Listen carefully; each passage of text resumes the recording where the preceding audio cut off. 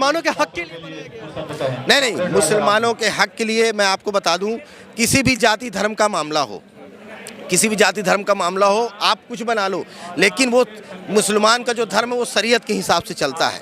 आप उसको थोपने की कोशिश करोगे तो वो एक्सेप्ट नहीं करेंगे। लग रहा है जो भारतीय जनता पार्टी मुसलमानों के खिलाफ कामकाज करेगी। भारतीय जनता पार्टी मुसलमानों के खिलाफ नहीं, भारतीय जनता पार्टी समान को ओबीसी से लड़ाती है, ओबीसी को एसटी/एससी से लड़ाती है और हिंदू मुस्लिम करके आपसी भाईचारे लड़ा के और वोट लेना चाहती है, सिर्फ और कुछ भी नहीं। आप मुझे बताइए, आप हमारे पत्रकार साथी, आज आपकी लगभग कितनी एज होगी?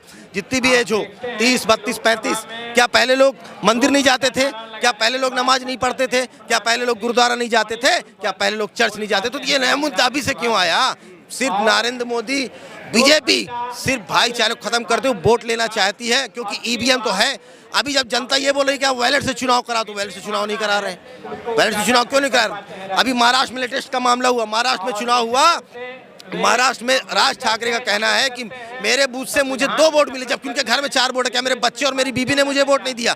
जब आप देखिए, जैसे बैलेट के चुनाव रिजल्ट आते हैं, बीजेपी कितनी पीछे रहती है, लेकिन जैसे ईवीएम के रिजल्ट आते हैं तो बीजेपी आगे हो जाती है। सबका साथ सबका विकास, इसमें मतभेद और भेदभाव कहाँ से आ गया? सबका साथ विकास नहीं, सिर्फ पूंजीपतियों का साथ और पूंजीपतियों का विकास, ये है भारतीय जनता पार्टी। और इस तरीके से भारतीय जनता पार्टी देश में काम कर रही है। भारतीय जनता पार्टी गरीबों का विनाश कर रही है। आप देखिए, पूरा प्राइवेट, रेलवे हो, माइंस हो, पोस्ट ऑफिस हो, सब कुछ को प्राइवेट किए दे रहा। आज देश का युवा बेरोजगार घूम रहा है। 2 युवा, आज 18 साल का था, आज वो युवा 40 के आसपास का पहुंच रहा है। देश के प्रधानमंत्री को रोजगार के सिवा सब दिख रहा, हिंदू मुस्लिम दिख रहा, एसटी/एससी ओबीसी सब में भेदभाव डाल के आपसी भाईचारे को लड़ा के और देश को बांटना चाहती है बीजेपी। अल्पसंख्यक मंत्री किरण रिजिजू साहब कह रहे हैं जो मुसलमान समझ नहीं पा रहे मुसलमान भाई।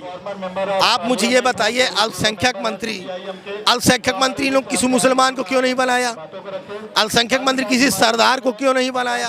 अल्पसंख्यक मंत्री किरण रिजिजू को ही क्यों बनाया? मतलब ऐसे लोग उनके पास है ही नहीं। मतलब इसी से पता चल रहा है ना कि आपसी भाईचारा नहीं है। भाई, अल्पसंख्यक मंत्री आप और भी तो नेता होंगे मुसलमान, आपके क्यों नहीं बनाया उनको? आप इससे आप समझ सकते हैं। जो मुसलमान भाई समझ नहीं पा रहे, मैं समझाने की कोशिश कर रहा हूँ, जिस दिन वो समझ जाएंगे उनको लगेगा ये हमारे हक में है। मुसलमान सब समझ चुका है और देश की जनता सब समझ चुका है। हमारा हिंदू भाई समझ चुका है। आप ये बताइए, भगवान राम, ये बोलते हैं राम को, ये कभी राम को लाएंगे? तुम भगवान को लाओगे? अरे भगवान के सामने औकात क्या है यार? भगवान तुमको दुनिया में भेजा है, भगवान तुमको लेके आया। फ्लेक्स बड़े बड़े लग रहे हैं, उसमें भगवान राम को इतना बड़ा बनाया गया और नरेंद्र मोदी को इतना बड़ा बनाया गया। आप बताइए कहाँ पे सही है? तुम हाथ पकड़े हो भगवान का? अरे शर्म आनी चाहिए बीजेपी वालों, चुल्लू भर पानी में डूब मरना चाहिए। तुम भगवान को लेके आओगे, भगवान तुमको लेके आया है। और अयोध्या ने जवाब दे दिया, अयोध्या ने ऐसा जवाब दिया कि वहाँ पे इंडिया गठबंधन जीत कर आया है। इनको बता दिया कि देश में रोजगार चाहिए, आपसी भाईचारे को हम बर्दाश्त नहीं करेंगे अगर तुम आपसी भाईचारे को तोड़ोगे तो। क्या बताना चाहेंगे मुसलमान भाइयों के लिए, क्या संदेश है? मुसलमान भाइयों के लिए, सबके लिए हमारे ये संदेश है, हिंदू मुस्लिम सिख ईसाई आपस में सब भाई भाई बीजेपी से सतर्क रहें और भविष्य में इंडिया गठबंधन का साथ दें। बहुत शुक्रिया।